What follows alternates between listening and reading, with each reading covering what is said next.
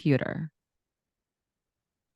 Hi, you guys. Welcome back to an all new episode of Black Girl Can't Cook, the podcast on body image, cooking, and self love. You guys, I am so excited to have my Aquarius sister, Leah Sauer. She hosts a great podcast on specifically reality TV.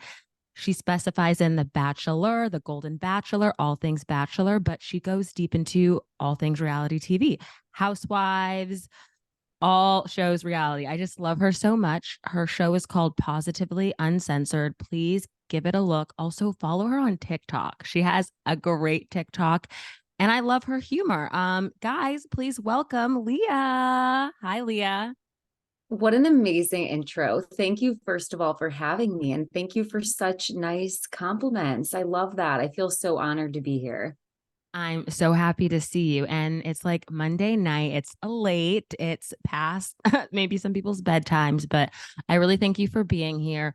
No, what I love about you and our friendship, it's great when you're also like a fan of the person. And I'm such a fan of your podcast and just listening to it today, your point of view, it's like nothing I've heard. So like I really love it. It's really insightful and deep, but also sassy. But you keep it like really insightful. So like I'm a big fan and I'm just happy to have you.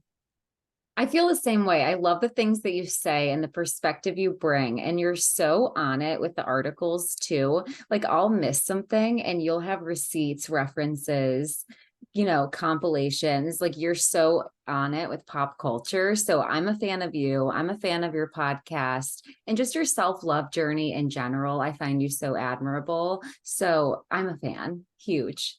Thank you so much, Leah. Let's shout out Bree, our little nugget, Bree the black sheep. Please follow Bree Nunn. She has a podcast. That's our mutual friend, listeners like me and Leah met through the good old World Wide Web Instagram, but really through our friend Bree. Bree, we love you. Shout out, shout out. Shout out, Bree. Shout out to having digital. What is it called? Like they're saying our digital lives are so important to our actual lives in 2023. And it's like without that, I wouldn't have met either of you, keeping me sane on the East Coast.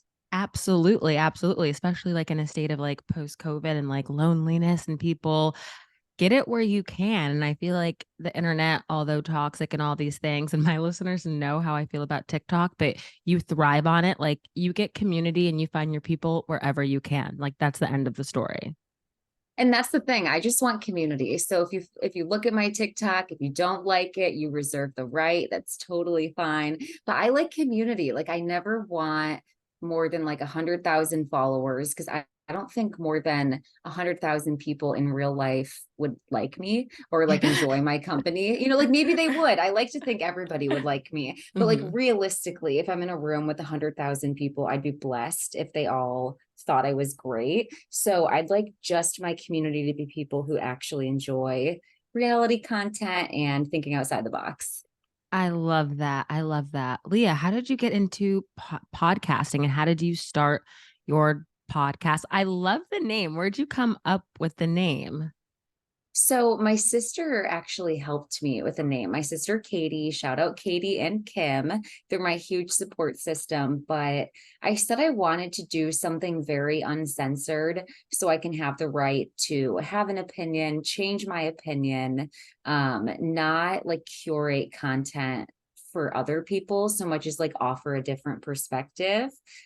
So she was like, how about positively uncensored? Because even though you say that you're such a positive person, you have such positive energy and you're uncensored. So it's like the two, like you always come back, is what she said. Like you always come back around to being positive. So she was like incorporated the two. And getting into podcasting, I think that initially I thought I was going to do YouTube. And then the more I thought about it, the more it felt like a lot of preparation went into vlogs and time consuming. And I got overwhelmed because the equipment wasn't something I could afford. So it's like, how do I start? My phone memory's full. Like, I don't want to go out and get a camera. So I decided that I just wanted to talk about reality shows, interview people from the shows, get the truth from them. And I kind of just was like, how about I do a podcast? And I started, like a year plus ago in my apartment, like in my closet. I had like a couple shoe boxes like propped up in my microphone. I just recorded my first episode, and I was the first person I knew to do one. So when I first did it, it was like this weird, vulnerable thing. Like, can you stop talking about your podcast? Like, no one wants to hear your opinion. Pipe down. And then I grew into it and felt confident. But at first, everyone was like, a podcast? Like, you're not famous. Like, what do you have to say? And it's like, well, a lot. And you'd be surprised that I have the time. Absolutely. And I love that you just mentioned the two people that supported you because it takes like a village, like anything. Of course, we as young women have ourselves, our dream, our drive, but just to have support system that's like, actually, I believe in you too. And isn't it crazy too to like, I feel like if you're like 2 or 3 years into podcasting, you really have that like, yeah, at one point it was like, wait, what? Like before like everyone and their mom had one, it was very almost taboo. And it was like, no, who are you? Like Jane on the corner. Like, what are you gonna say? Like you're not you're who are you? But I love you taking that like power and using your voice to be like, actually, no, I do have something to say and coming up with something. Exactly. And I feel like women were so encouraged to not be who we are. And it's like I'm funny. I have a sense of humor. I'm sarcastic, but I'm also, very level-headed and pragmatic. Like I'll think things through, a lot of layers of the psyche. So I like recording from that mindset and not just like when I used to listen to Call Her Daddy, like I felt like not seen. You know what I mean? Like it was like I Mm-hmm. enjoyed listening to it, but it was just about things that I didn't identify with, or it's almost like reality TV is an escape because you don't have to look at your life and your all of your hookups and like all of this stuff. Like there's just Yeah. like a niche. Yeah, for sure, for sure. Speaking of Call Her Daddy, I have to know what team are you? Team Sophia, Team Alex? And I can go for I'm personally Team Sophia, and I even still listen to her podcast. She does have once in a blue moon a great episode, and I just think we know as women, as young women, you get your first love or your first romantic partner, and just your life changes. It changes friendships, it changes things. And I just think, I'm so one, my listeners know for like women and women making money and equity and money, the pay gap, and just like, I can't believe it. But I still think there's like, life is about lessons. Truly, it's about lessons, it's about growth. I'm Team Sophia. Where do you stand on that? Same. I'm Team Sophia. I'll admit that some of her podcast episodes I'm not interested in. I feel like you do. In a Blue Moon, there's a great episode, and I'm like, oh my God. Her voice kind of throws me off, but I feel like she's more authentic to who she was when she started versus Alex, who seems like she has been through so many media training sessions and so Yep. many PR sessions that she is almost robotic, and there's no authenticity in who she's engaging with because they've already given her a list of, well, don't ask about this, this, and this. It's like I never want to be that famous. I like Sophia. She's just really kind of out of pocket with the questioning. Completely shooting the shit, talking to your friend, like off the wall street interview. Exactly everything you said. And I never listened to the original Call Her Daddy, but I know the origin, all that stuff. And yeah, Alexander Cooper, I don't know. They were just in New York City at the Paris Theater, her and this other very white influencer that, I mean, they're mediocre. What do they do? And again, white women have the privilege to be mediocre and do nothing but like make millions. And again, that's great. Women make money. Great. God is good. But still, like you said, it's like, and it's not an interview. It reminds me of that Bobby girl who's interviewing all the rappers. Like, what, sis, what are you famous for? What would make it make sense? It's always like I feel so bad, but like I associate being like blonde and being beautiful with just like kind of getting by. And I certainly don't mean that it's like that for everybody, but I see Alex Cooper and Bobby, great example. She has brown eyes, whatever, but just very vanilla. Why are you given this opportunity? How did it happen? How did you come into this space? And it's white privilege. You know what I mean? That's the answer. But I can't, those two in particular, you just like talk, you just like hit 2 points of people that bother me. Those two bother me. For sure, for sure, for sure. Speaking of reality, talk to me about the Housewives. Are you watching the Real Housewives of Orange County? And then what about Roni? I know you're watching the Real Housewives of New York because I just listened to your podcast episode. Listeners, please give Leah a follow on Spotify, on Apple. It's a great, I love your POV. It's so, so good. You're so cute. Don't feel like I'm correcting you, but you just said Spoticast, and I could like wish that that's what it was called. That was so cute. You like combined like Apple Podcasts and Spotify. That's like a cute way of saying it. I'm not watching OC. Should I be watching it? Am I missing out? You're not. And if you know Okay. Tamra, it's like her comeback, but it falls flat. It is a little juicy because Shannon and the DUI. Oh my God. Is this just Ooh. like I feel like housewife, I guess, trial and error? It's giving Luann. But no, you're not missing anything. Watch it when you can. And Tamra falls flat. She does like bring her friend in. Again, I guess it's like producers are like, we need someone, we need someone. So Tamra brings her friend in, and then she's just like, your boyfriend is like a whore. He's the town whore. He's sleeping with everyone at my gym. It's just, but she falls flat. And I think it is Messy. so messy, so messy. So nothing there, but Shannon is probably drinking and a little body image stuff just because of her relationship and like big picture. And now the DUI, that'll be great to see next season, but watch it when you can. Nothing juicy. But the Real Housewives of New York. Are you team Shannon or team oh my God, I just had her name. There was two Tam. women that you Tamra. Like, are they against each other then? They were in the beginning, but then they come back together. But it's really, Okay. they're against Heather. You know, Heather, the one who's really, really rich. And then her and Terry, Leah, her and Terry sell their mansion for like 80 million $100. And they don't, she does not tell the girls, they're not my friends. And I feel like it's like really like elite 1% rich problems. But know what it is? Heather doesn't have a personality. I think she's cold because she is born and raised in New York and she had like an upbringing of like a cold and like weird mom.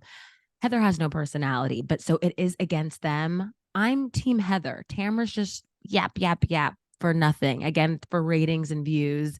It's a whole lot of nothing. And again, it falls flat. Can I ask a transition question? Because you just said growing up in New York can make you cold and hardened. Is that what's going on with Sai? Where's she from? What's good with Sai? She is. Isn't she from Brooklyn? Wait, oh, I had to ask a guy, I was like, what does around the way girl mean? Do you know what that means, Leah? When I'm an around the way girl. Do you know? Does that mean like I don't know, the back row Betty? Is that like the same thing? Yeah, no, it's like around, it's like the girl, we'll come back to it when I find the text, but it's like a girl down the street that's like you're cut from the same cloth. So I guess if me and my homeboy down the street from the bodega, or if I'm, excuse me, listeners, Caucasian, me and the cowboy down the road with the pony, like something, but I'm an around the way girl. I didn't get that, but Leah, I think you're right. She's so cold. And listeners, now we're talking about the Real Housewives of New York. It's just mean. I wanted to like Sai because she is a black woman. She's representing Brooklyn. Her husband's retired. I mean, girl, goals, and he takes care of the kids. Dream.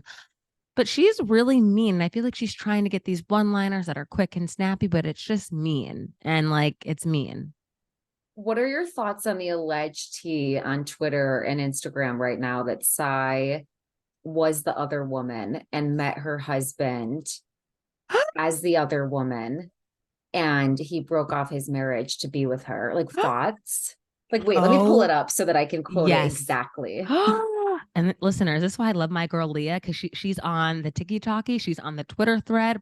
Leah, are you on Threads? Not to distract you. Are you on Threads? I should be on Threads because people keep requesting. It's like someone wants to be you on Threads. I'm like, I don't know what this is. You have to scoop me in. What is that? Listeners, oh my, well, now being the other woman, this is the thing.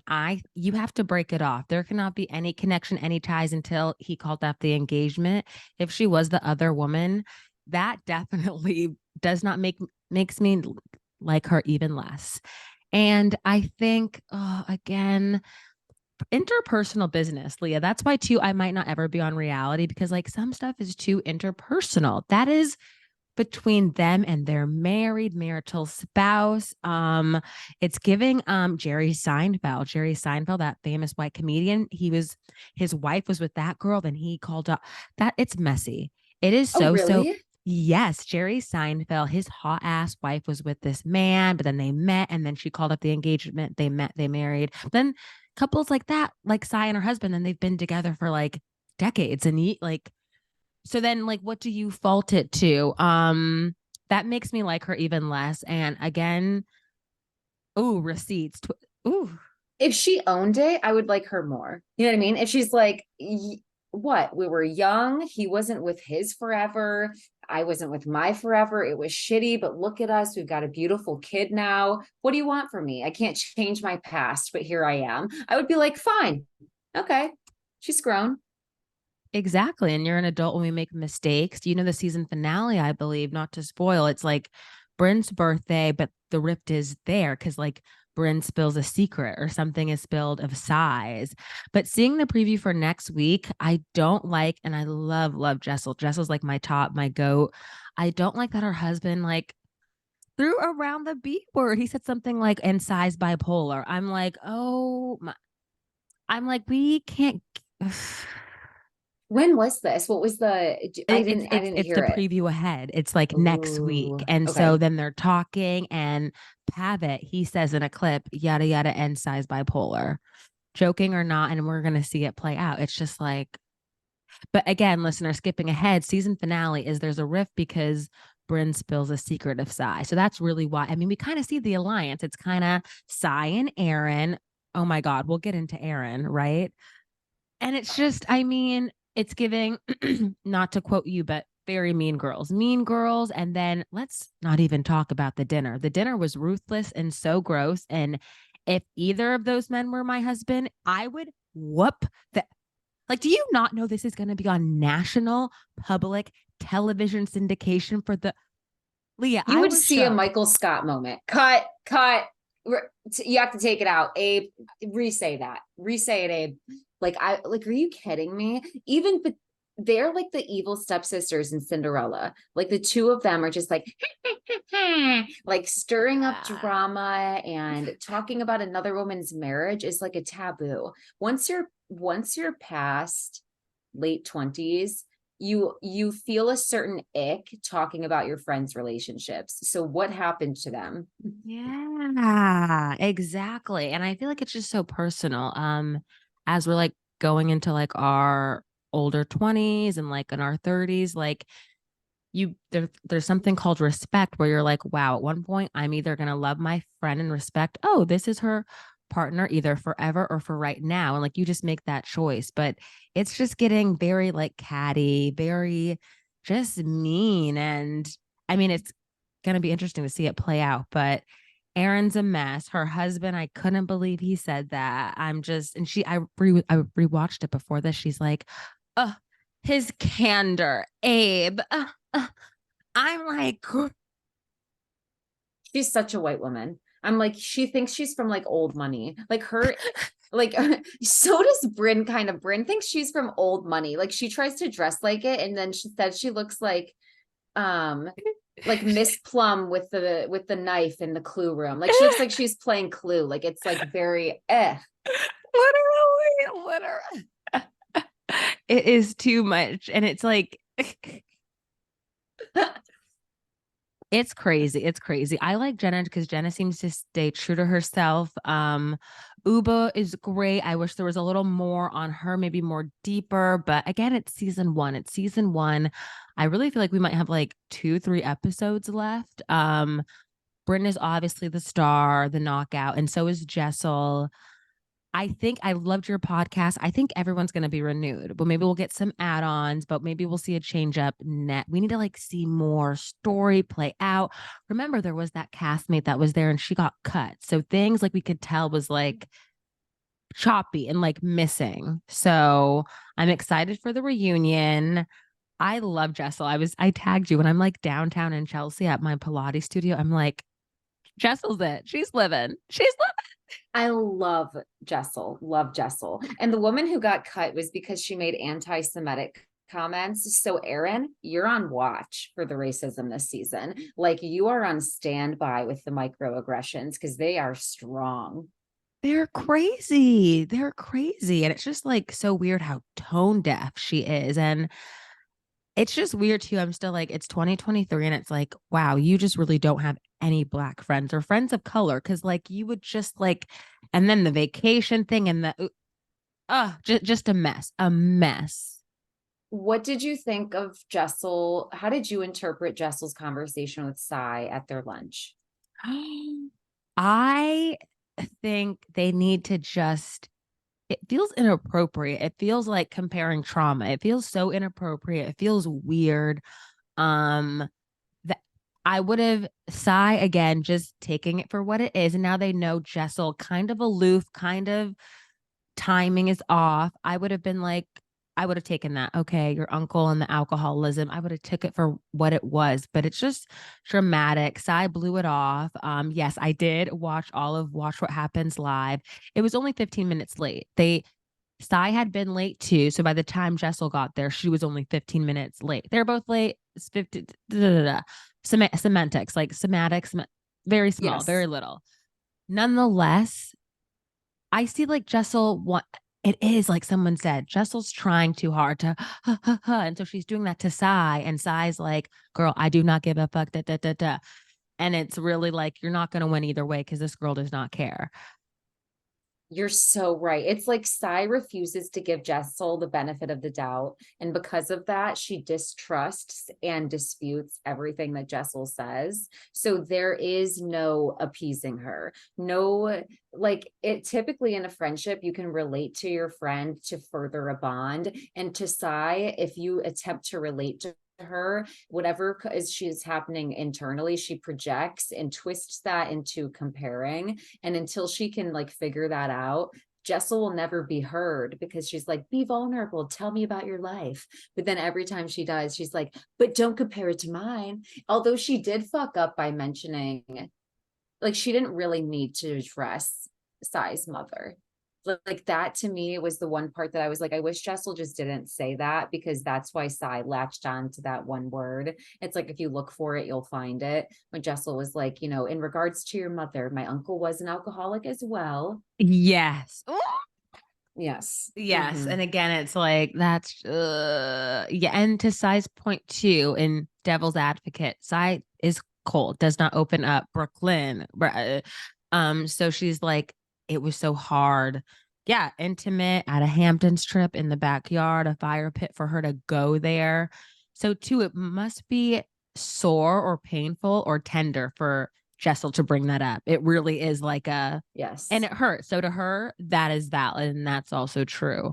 Um, Again, weird energy. It's kind of like, okay, these two people were never friends. They just met to start the show. So let's see how next season goes, how some off time, like camera season has been. If there, I don't think there's a rift. They all seem like good on social. So I feel like things come together and then like all the reunion tea, like Andy was like, we used 10 boxes of tissue. So it seems like they all want their check and they want to come back and they want to like make it work, you know? Right. I'm for it then. 10 boxes of tissues. I'll be waiting. Before we get into some of the questions, your thoughts on Bethany and Nene, the podcast. My listeners know I'm like a Bethany apologist. I just like cannot stop, love her, cannot. But what did you think? This thing she has, the reality reckoning, Nene going on the 2-part. Yes, Leah, it was full of ads, full of bad interview skills from Bethany, but it was insightful and I learned a lot. Your thoughts? My thoughts. First of all, I love how you preface that you're an a Bethany apologist. Love that. You're so funny. I'm a Bethany. What's the opposite of that? Like I'm holding her accountablest. So for me, I'm wondering which PR team like agreed to let Nene go on Bethany because first of all, immediately no, if that popped across my desk, popped in my inbox. Nene, no, this is not your ideal host. Like go back to the guy that she previously did an interview with that was really good. So good. Yes. I don't know his name, Yes, but that young black man. Yes. I'll get it and tag it.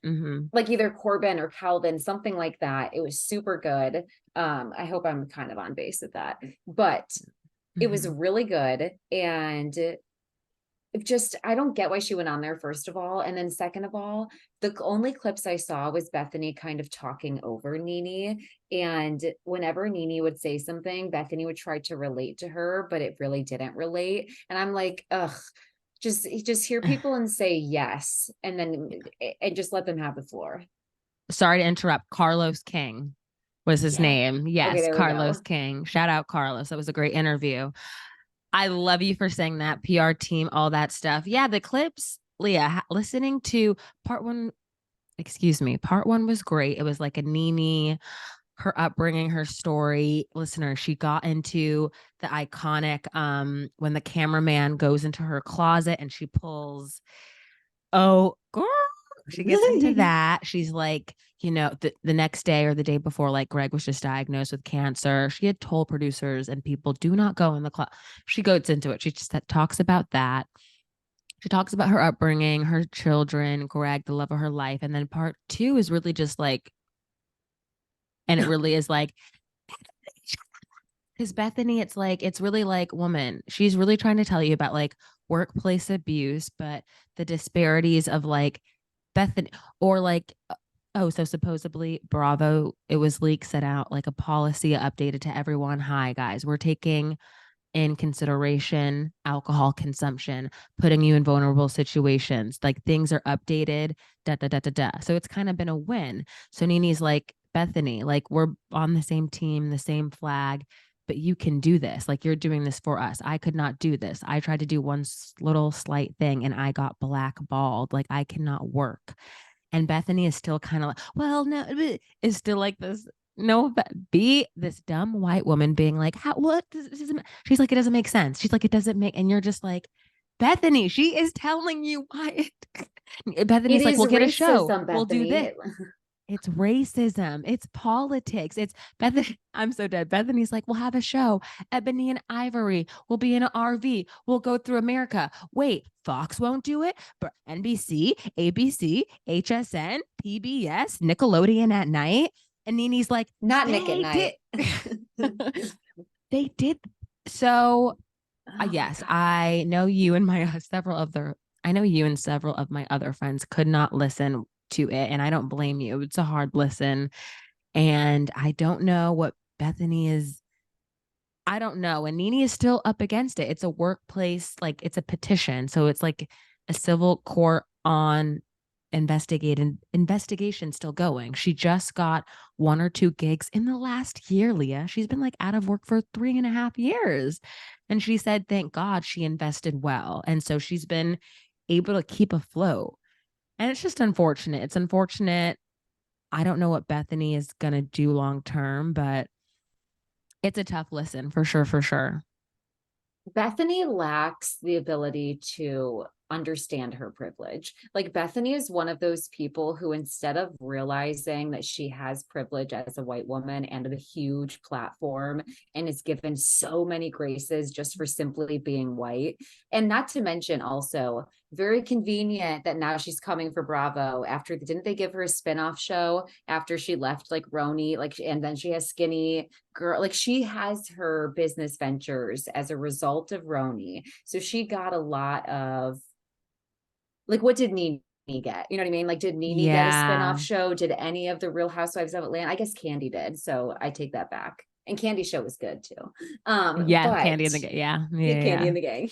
Hmm. And Candy Factory, like that show was good too. Yes. But Bethany could use her privilege, and she thinks she's one of those white people who thinks that if she acknowledges her privilege, that then she takes away, like she can't earn something. Then like if I'm privileged to be here, then there's no way that I've earned something and now I have like a chip on my shoulder, so I have to like deny my privilege. Like that's her.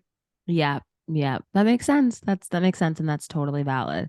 It's valid. I hope Nene can work again. Me Like too. just that. Like hearing her art, her journey and like how she was on Glee, and she said she wants to get back into acting. Like she wants to be into acting, into hosting, and I just pray she just works just because this economy is no joke for everyday people like us. So I can't imagine like just her trying to put, food on her table for herself and just like work. I feel like women this day and age, like women like to do what they love to do and they love their passion. And then, hey, oh my fucking God, yeah, you can make money for what you do and have a good life. So it is America. That's everyone's right. So I just pray that she finds some peace and she finds a way.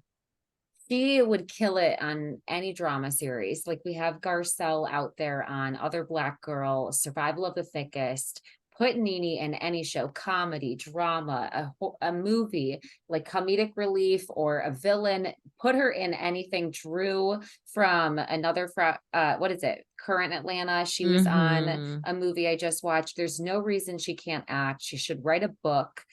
If she does she already have a book or not? Like, She where's the does. She Nene had Leakes one book? memoir, but like anything, Nene, like just put it all. And that's too, so- God, it was even comical. Bethany trying to give her advice, but Bethany was like saying it's self-produced. Do it yourself. It really is. And someone, the queen, the goat, it was like Issa Rae. It's like do it yourself. Put it on YouTube. Cut, direct, edit, paste, act. That's kind of how you should do it. But everyone has to find their own way. Everyone has to find their own way. And we just hope that for Nene. What did you think of Jessel on Watch What Happens Live when she said that about it's like going viral? And I just was like, it really sounds like Andy whispered that shit in her ear, and it didn't land for me. Like, because Bethany's not crazy. Even the Raquel interview, and you guys listen to Leah's recap on that and her podcast, but Bethany's not crazy. Like this is just coming back to like having rights in the workplace. And two, post workplace. Like if you leave your current job, what if you could never work again, ever again? Or what if you couldn't like I don't think she's crazy. So I didn't Jessel's thing wasn't like, Yeah. oh, I was like, What there's kookier what did she say? She was like, she's an overrated the most who's the housewife. most overrated housewife like right now. And Jess is like, Bethany, like she's just gone off the rails. What's happening? Okay, so I personally lived for it, but I respect that you didn't. And I respect your defense. Like, because honestly, you make a good claim. And it's like kind of like, who are you, season one, to knock the who we became before you and like help to make Roni a legacy. So I get that aspect. But also I'm kind of living for her audacity. Like Jessel's like, I don't care. It's my first season and Bethany sucks. I hate her Twitter. Like she scares me on her TikTok. I mean, what it is what it is. It's kind of just like I lived for her. Just she's so British. She's like, "What? I don't like her," and no, on to the next. So British, so British. That's why too. It's so weird that like Aaron inside like really tried to like not come after her, but it's like she's like not doing anything intentional. She's not doing anything intentional. The first couple episodes, she just wanted to be like, but then you're just like, oh, she's British. She's dry. Her mom, Jessel's the goat. Yes. Jessel's the Jessel is star. dry and Bryn is like sexual. Like they both like, like they go into that. That's just who they are, I guess. Exactly, exactly. So, this podcast, I started really just to get women talking about their bodies and like healing and more so, I guess, like, well, the body positivity journey, like that kind of like had a big backlash and like people forgot about it. And I feel like now we're in this ultra skinny, thin, Ozempic, just like kind of erasing all of the past like 2 to 3, 4 years. So I just want to bring the conversation on body image healing, like self-love, and I think like inner peace, truly. At what age, Leah, do you think that you learned like how to like love your body? Like, was there like a time or a moment where you just really felt in deep gratitude or learned how to like love yourself and your body? I feel like for me, it's like two separate things. Like I have gratitude for my body and the things that I'm able to do, and the fact that it houses my soul, and, just all of that. Like I'm grateful for all of that. And it's like the vessel I have to stay alive and my humanity. But on the other stone of that, like I'm a woman influenced by media culture, influenced by diet culture. So the loving part is like still an ongoing journey where you have to check where I have to check myself, like certain mirrors, certain angles, certain outfits, certain days, certain period cycles. You know how it goes. Like sometimes you just have to check back in with yourself on the love part. So still ongoing. Yes. Oh my God. And being influenced by the media as like two people who like love and watch so much TV and really knowing the line, like, okay, it's reality TV or watching a drama, a show, like I'm always checking in, like, that's not real. Like, especially seeing the big thing that's happened with the housewives and Ozempic, this prescription drug. It's like, this is like a quick fix. This is a shortcut. Like this is not real. So just having that check in. How are you checking in when yourself when you're watching these shows and just taking in media? Cause like we're American women. Like we take in media. It's like impossible not to, right? I feel like I feel like I learn things as I go. And like even I was watching the Victoria's Secret documentary, and it's like kind of exposing what was really happening. And it's sort of like the media just reflects like one, how women we see ourselves. So when we're taking back our sexuality, we see certain fashion shows where they lean into hypersexual, and but it's also women can't feel about themselves without the pressures of how we feel from men and like from society. So I think it's interesting to watch diet culture, even back from the 50s to now, and just it go up and down. And I feel like every woman in every generation has had to do this check-in where you just acknowledge that, at least for me, it's like that this is my deck that I'm dealt with. You know what I mean? Like Yeah. I can do things to be healthy, but I don't believe in restriction anymore after doing yo-yo dieting in my teens and, losing, a substantial amount of weight. It felt like, and I didn't do it by restricting myself. Like I did it by eating healthy and movement. But every time I restricted myself, I felt shitty. I still wasn't keeping up with the standard. And then I didn't know how to eat anymore. So Yeah. just being realistic and kind is sort of what I do. I love that. I love that. That is so helpful and so beautiful. What would you say is like your relationship like with your body today? I mean, personally for me, I feel like I've been out of whack, living life, moved. I'm in my own girl. I'm eating Wingstop every night. I am drinking Love it. wine. I am, but no, like Leah, like going up the stairs, like just I feel like for me being an Aquarius, like moon and rising, I feel really in touch with my body. So like I know when things feel harder or like, oh, maybe like I'm sleeping different or just like, oh, I'm out of breath. Like I live in the city, very like Relatable. active person. So I think for me, I was feeling tough on myself and my body, but then I was just feeling like grateful. Like actually, I was able to live and enjoy life. I was able to like eat good food, enjoy the company of my friends, of myself. And now I want to move my body. And I love that you brought up restrictions. I don't want to restrict myself. Just last night I had some Wingstop, but I do want to be mindful of like my cholesterol, my health, and okay, maybe eat a salad with grilled chicken or fried chicken in it, or do like a balance to like have it so I'm not restricting?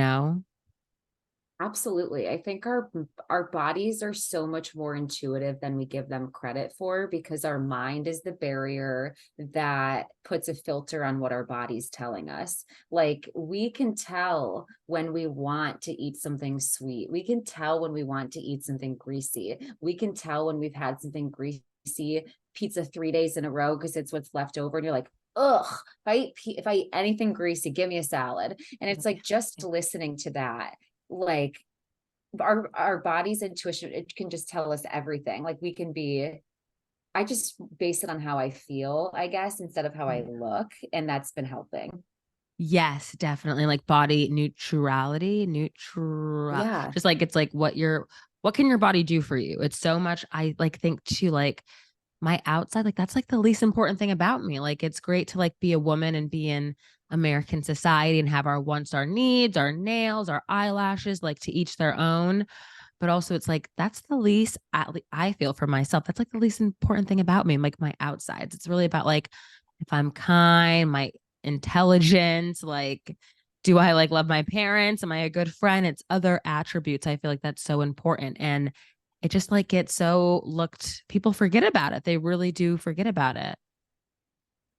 I agree. I had a thought and it left me, but if it comes back, I'll say it. So you Okay. can keep I going. love it. I love it. I love this question. Like some of my listeners, like they like will drag their mom or like they'll be like, oh, my mom. But I really think it's about like what we take in when we're so young. That is, if you were close with your mom or not, or if you guys grew up in the same household.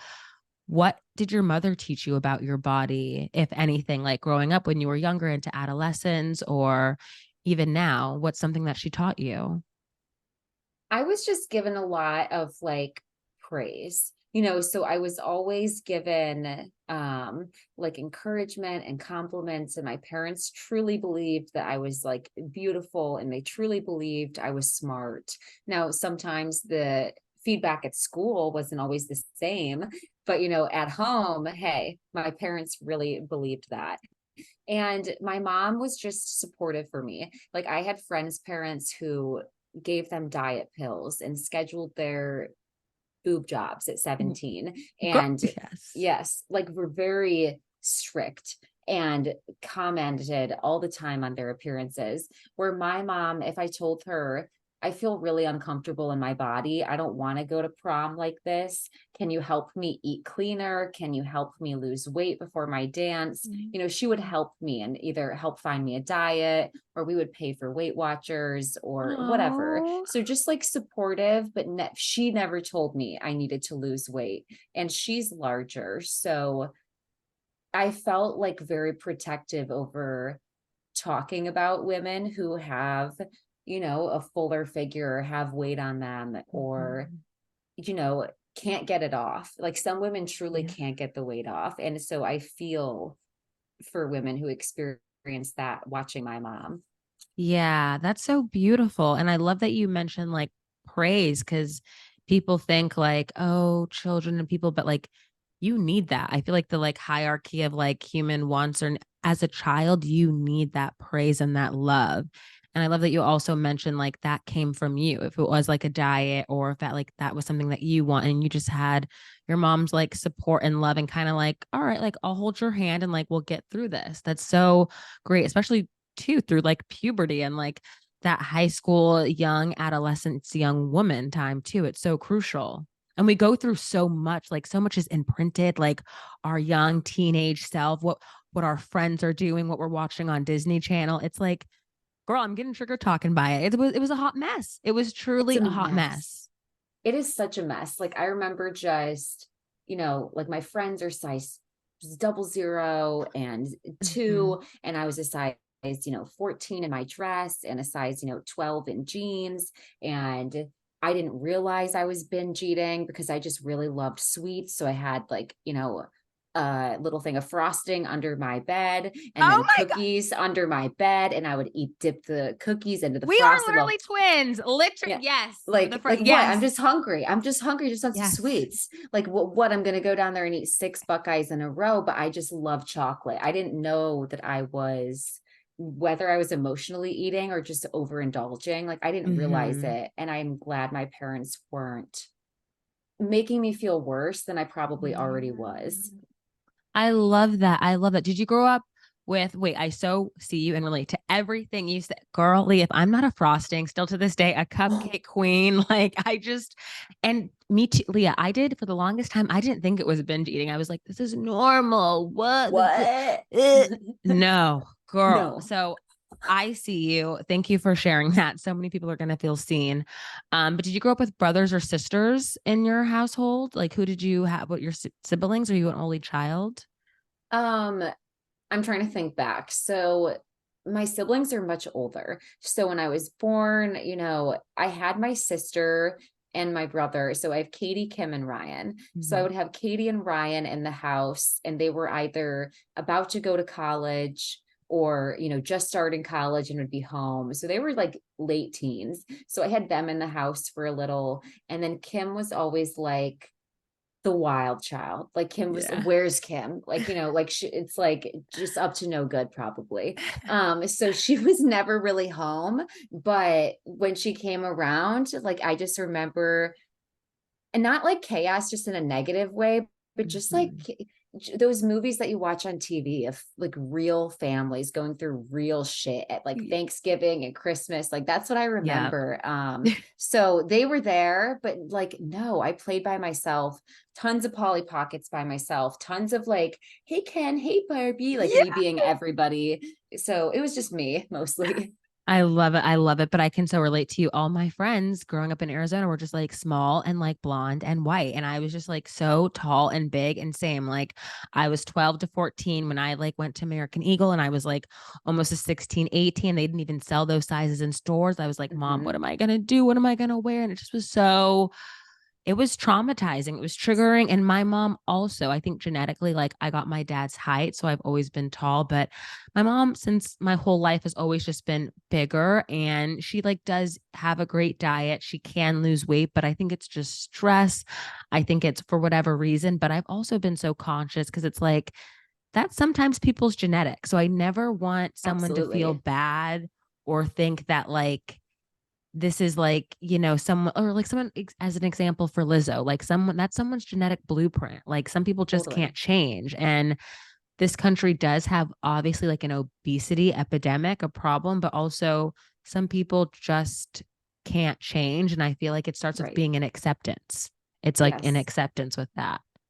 And kids are mean. Like I just like I'm sure you have trauma because I have trauma. Like if you're tall or if you have bigger boobs than everybody, or if you're just bigger, like everyone wants to swap clothes. And then next thing you know, you give someone's clothes back and after it didn't fit, or you like wear it anyways, and it's like up to here Okay. and you stretch it out. They're like, who wore that? Like trauma from being young. Trauma and it stays with you, Leah. Like even before like I'll go into a dressing room, I still like will like flinch or like feel my mom or like my Yep. nana like being like, Brianna, you're not a medium, but me trying to be like, no, but I'm like, because like being like so tall and big, it was like I wasn't a juniors, but then I was like a missus, but no one shopped in misses. Like everyone was shopping at Hollister, Abercrombie. I was like, I can't. So it was so, and it stays with you. And you're right, kids are cruel. Kids are very, very cruel. Um, what is like your morning breakfast routine like? I'm like a big breakfast girl right now. I'm doing like two breakfasts in the morning. Like I feel like a good like morning walk or like post yoga Pilates, but like Leah, I'll do like Mm. McDonald's or a bagel and then like I'll do like a bowl of Doritos. But like I'm doing like two breakfasts. Tell me about your breakfast morning routine. I love that.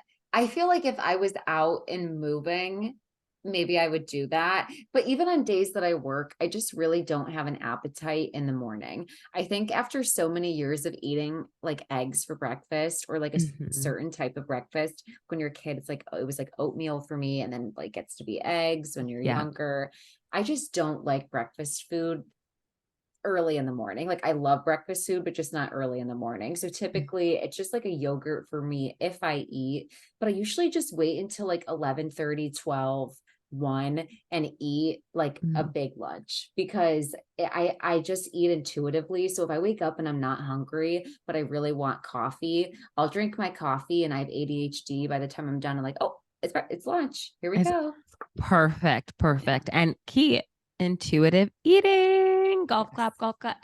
I love it. I love it. I love it. Because too, it's like you are not the same the different day. Two women and our hormones and the cycle, that is life, but truly the cycle inside us, it's like nothing is the same. So I love that you're just taking a pause, you're seeing how you feel. And I feel you on that. Me, like post menstrual cycle, like that 1 week out, I don't do breakfast. I'm like, I don't need it. And my appetite really won't kick till it's like that 11:30 noon. And I'll do like lunch and a dinner or like a snack, like, and it fills out the day, truly. What's your favorite breakfast really quick? Like just to go to if you could get it. Oh, like a bacon, egg and cheese on a croissant. Or Mm. if I'm like, I've loved like right now, like a bagel and lox, like salmon, cream Mm. cheese, and just like a tomato, onion. I love it. And then on my YouTube vlog, Leah, I'm loving a sausage egg McMuffin from Mm. McDonald's with 2 It hash hits. browns. Like I'm just, again, living my best life. I'm gonna get that tomorrow morning. Side note. What would you say is like one of the biggest lessons that you've learned from your body? You've been on the planet for like 20 plus years. What is like a big takeaway that you've learned from your body? Um, listen to my body. Like I've had polyps on my gallbladder. I've ignored certain things that have, turned problematic before. I think it's just important to like listen to your body, even just in terms of, speaking to all the IBS girlies or, if you have chronic stomach problems, I'm here with you. It takes a long time to like listen to that, but sometimes it really is truly like seeing a different doctor, making certain changes, living with irritable bowel syndrome or like constantly going to the bathroom isn't fun. So if you're listening to this and you've been ignoring that, go to the doctor.